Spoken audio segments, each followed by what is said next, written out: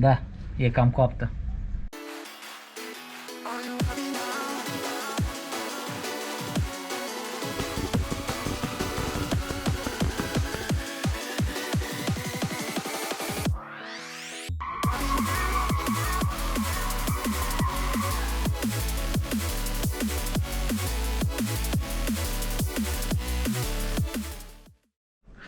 Salut! Bun venit la următorul episod din Full fără piele. Am încercat să lucrez la Mazda azi, dar s-a întunecat prea repede după cum s-a văzut în prima parte.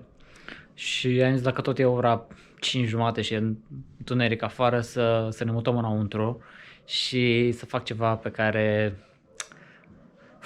de mult mă abțin și detest. Adică detest momentul ăsta când o să scot mocheta și să vedem cât de copt e fiatul pe dedesubt. Pun pariu că, de fapt, m-am uitat pe dedesubt și cel puțin podea în partea asta nu mai are. În partea aia altă, acolo pare să fie un pic mai întreagă, dar aici, de exemplu, când te pui cu piciorul, cad numai cocoflezi din ăștia pe dedesubt, după cum se vede. Deci, momentan, vreau să încep să dau aripa asta jos, care e prinsă cu un popnit și dată cu 7000 de tone de mastic de... Ce treacă? Poate zici că au zidit aici, ia uite. What the fuck? Deci dată aripa jos. Mi-a belit și degetul, ca de obicei la mașina asta. Nu e zi să nu mă tai. Mai am două șuruburi de dat la... Deci dată aripa jos, mai sunt cred că două șuruburi acolo care țin balamaua de la ușă. Ușa jos, ca să ajungem mai ușor la mochetă și vedem ce se ascunde sub ușa numărul 1. Cu toate că am vorbit un pic despre mașină în video precedent, înainte să mă apuc să lucrez la ea, am zis să fac un video, o prezentare mai generală a mașinii. Este un Fiat Uno Turbo IE din 1990. Eu l-aș vedea ca... cu ce pot să compar mașina asta? Cu toate hot hatchback-urile din generația respectivă, eu știu, Peugeot 20519, Golf GTI. Singura chestie e că modelul ăsta e mai rar, nu e așa de cunoscut, probabil că nu s-a construit nici în așa de multe exemplare ca, de exemplu, Peugeot, Golful, dar ce e diferit față de cele două, ca să zicem, care sunt cele mai cunoscute la momentul, din generația aia, erau aspirate. Ăsta este turbo.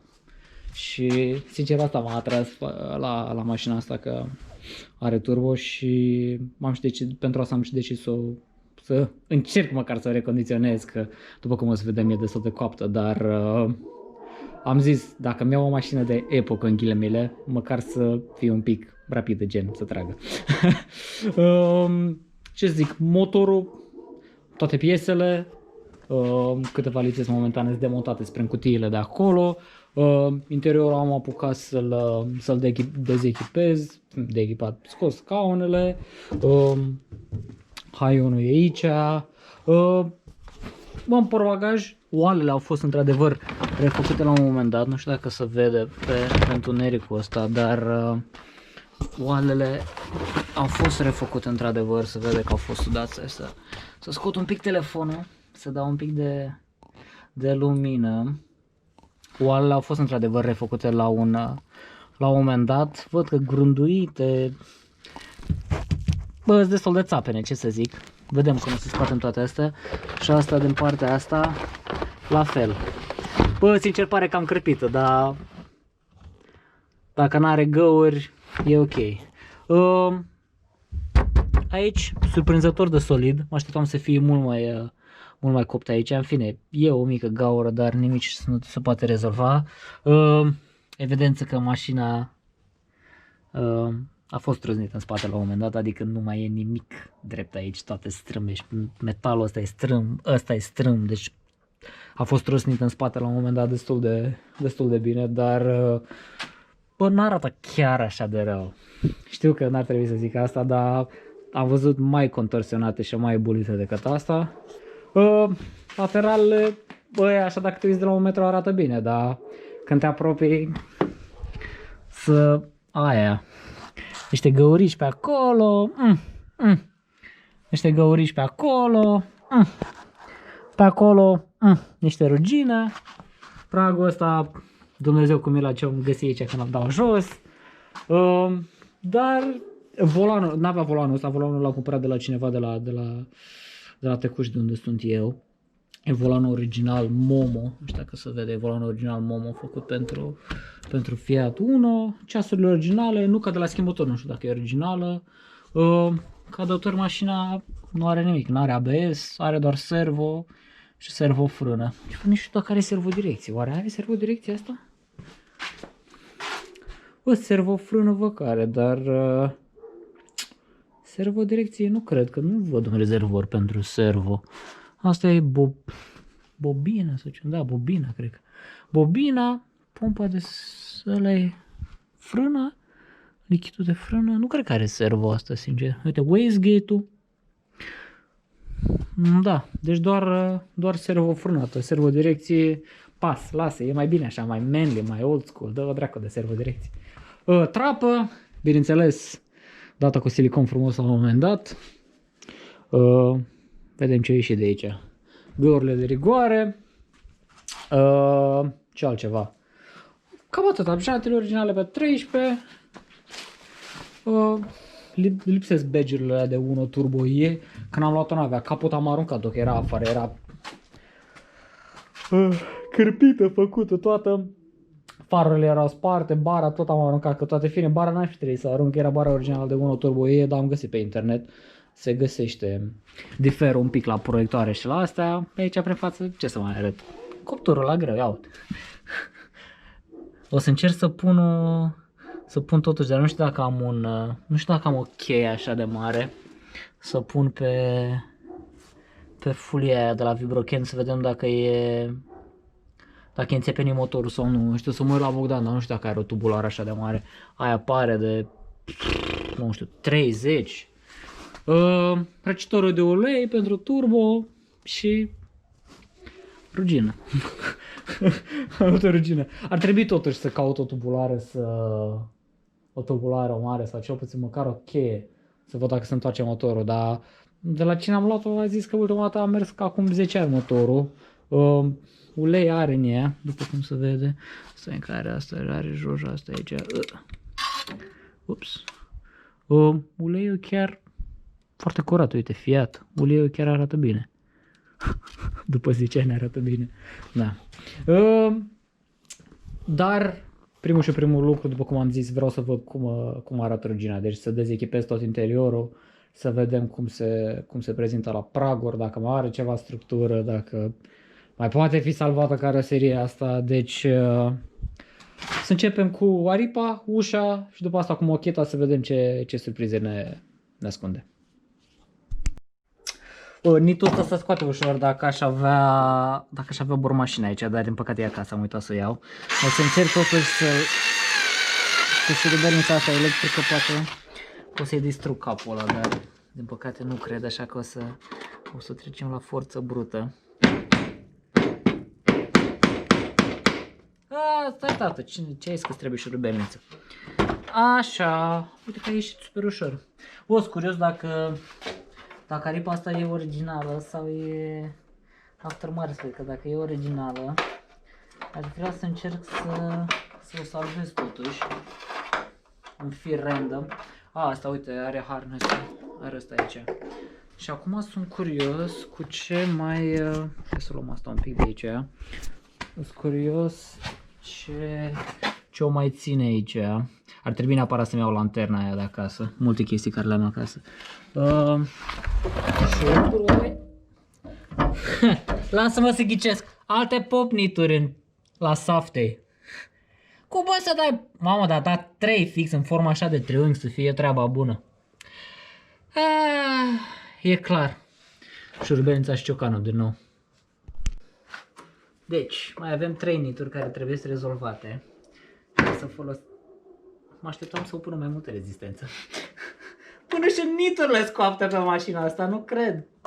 Hai să vedem dacă pot să-l rezolv și pe ăsta. Evident. Și cum ăsta niturile astea? De fapt, parcă de normale. Fie ele, dacă sunt nitodarea subțire, crapă imediat. Nu mă așteptam la asta, sincer. Ia să vedem. Bă, n-arată așa de rău. Pe cât mă așteptam. De fapt, să vedem la lumină. Bă, pare destul de coaptă, ce să zic acum? Da, e cam coaptă. Ăsta nu o să-l dau jos, trebuie să dau chestiile astea două. Uite cum mai e un șurub acolo. De fapt o să o scot direct din șuruburile astea de aici. Așa, să-i dăm bice, zic. Combinațiile mele de scule. Nu, invers. Ia să vedem. Ok, ești ușor ăsta, n-ai treabă. Ia să-l vedem și pe ăla de jos. Văd la văcare un... Mamă, ce bucată de regină! Ba nu, e în fel de silicon. Ăla are niște hârtie înăuntru. Hai mă, că a ieșit și ăsta, n-ai treabă. Gata, jos cu ușa.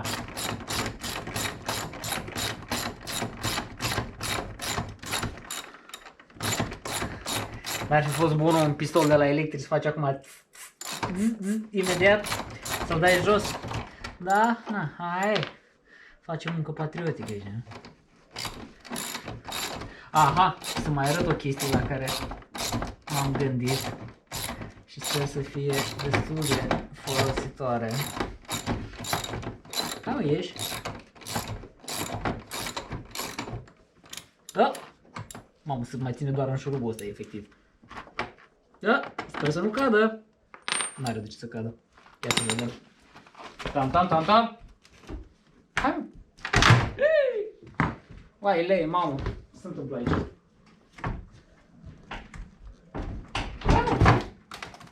Hai mă, să mai ține ceva? De ce să mai ține? Nimic. Asta e. Mamă, când am auzit zgomotele când făcea cranț, am zis gata, să rupă pe tot de aici. Dracu, dar grea și ușa asta pentru cât e de mică mașina. Să mai luăm un pic camera de aici. Pentru că fiecare șurub pe care îl dau jos, și-a adus Bogdan niște jante aici de 60, nu știu ce sunt. Am luat niște pungulițe din astea mici de la Kaufland, nu știu, da, parcă de la Kaufland am luat. Nu știu să le pun în astea mici sau nu le-am luat, nu, las că le pun în... să le pun în... Stai că nu pot să deschid. Pastrama asta. Am luat niște pungulițe din astea. Și ce plănuiesc să fac este să... Fine, marker l-am dus de aici. Toate șuruburile pe care le dau jos, să le pun în pungulițe și să scriu pe ele cu markerul de unde sunt. Fine, dacă și-avea markerul, ar scrie acum, dar e acasă, bineînțeles. Ca multe chestii de care am avut azi. Nevoie, e acasă. Deci din pe punga asta scrie șurub, ușă, șuruburi jos, ușă stânga sau ușă șofer, de exemplu. Așa. Dacă am terminat cu ușa, să pun camera asta la loc aici, zic să începem cu mocheta asta. Paftă! Stai că trebuie o șurubelință mai mare. Momentan. Unde e o șurubelință? Am găsit una mai mare, am găsit una mică. Am găsit una mititică momentan. Ce ai mă, că e haos aici. Aia, le-am păcat de ele, erau originale. Dar ce să fac? Șuruburile n-am înțeles pe acolo, e imposibil, uite știu ce am făcut. Știu că am început prost. N-ar trebui să fac asta, dar... am găsit niște... Bănuiesc că plasticele astea nu specifice de 1 turbo, poți să le găsești de pe alte Fiaturi. Și nu stau acum să mă chinui cu 7 șuruburi de astea cu capul ruginit, doar că... ca să salvez o bucată de trim de plastic, care și așa e super decol... Fine, a zburat aia. O bucată de trim de plastic care oricum e decolorat, e zgâriat, e foarte capul lui, adică... E greu să cred că nu pot să mai găsesc niște trimuri de astea de plastic. Să văd cum îl scop ăsta de aici acum. Nu, fire, hai tu, aldre. Uite, bă, ce naibii. Am zis că iese ușor acum, dar nu vrea panorama. Dacă aș putea să sparg plasticul ăsta cu... Aha! Să sparg plasticul ca după asta să apuc. După asta să apuc șurubul. Hai mă. Aha! Asta e tata. Hai mă, feritul. Bă, dar nu nici că vreau, mă, dracu. Ce am era copt capul ăsta, nu mai scoteam eu nici în vecii vecilor de aici. Bă, mă, de ce al dracu ești? Cu patentul meu ruginit. Este, mă, dacă îi dau... Unde-i ciocanul? Hai, ciocanul rezolvă tot. Unde-i ciocanul? M-am strat. Am găsit panorama asta mică de fapt. Ciocanul rezolvă tot. Punem aici un pic să... Crăp plasticul ăsta în două. Firie, tu al dracu.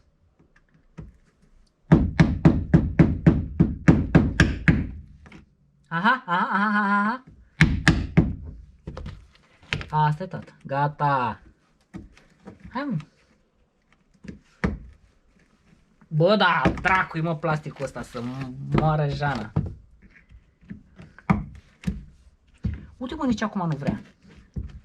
Dar ești firie. Bă, nu e real. Nu vreau mă să iasă al naibii. Trebuie să împing de ambele. Aha! Gata, tata, asta. Bă, da, greu mai. Și acum ăsta, cum să-l scot? Ce că nu ieși asta de aici nici în vecii vecilor la cât e de cot. Ia. Poate acum doar.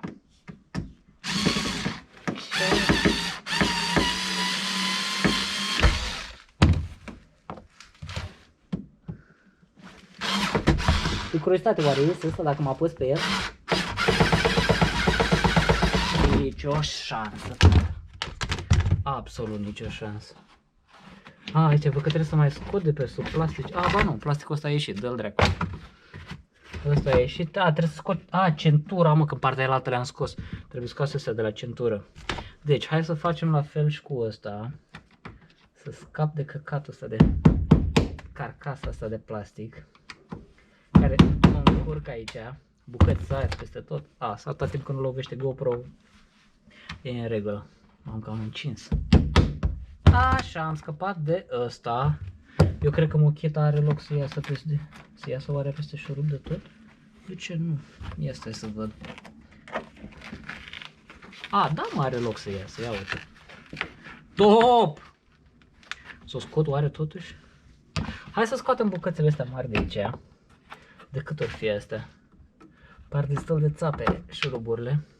Bă, astea nu vreau să le pierd. Astea trebuie puse undeva. O să le pun și pe astea în punguță. Să aduc un tubular de...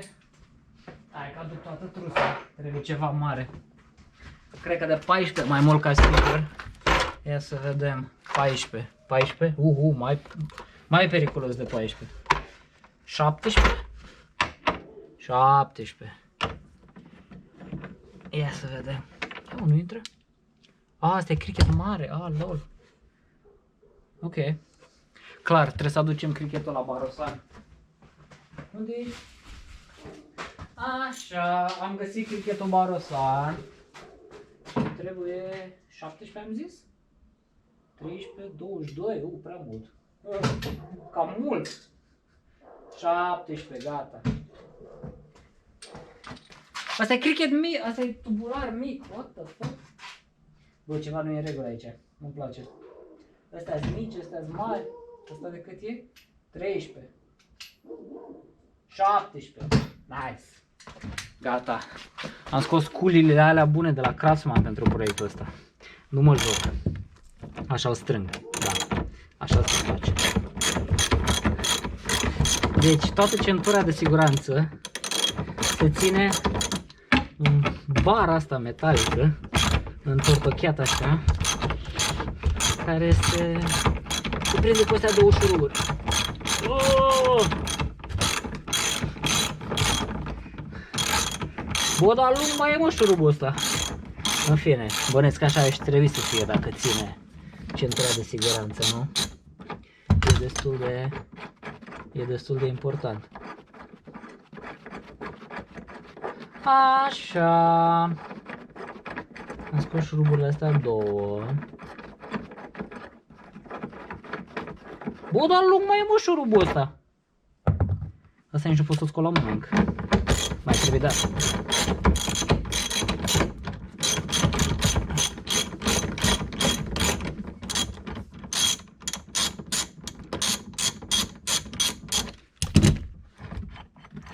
Așa, șuruburile le punem sus frumos. Să le punem în punguță ca să știu de unde să le iau. Șmecheria asta care ținea centura, sper să o mai am și pe cealaltă, ar trebui să fie totuși aici. Ia să vedem dacă iese mocheta. Top! Ia să vedem dacă mai rezolv și șurubul ăsta, sper să iasă.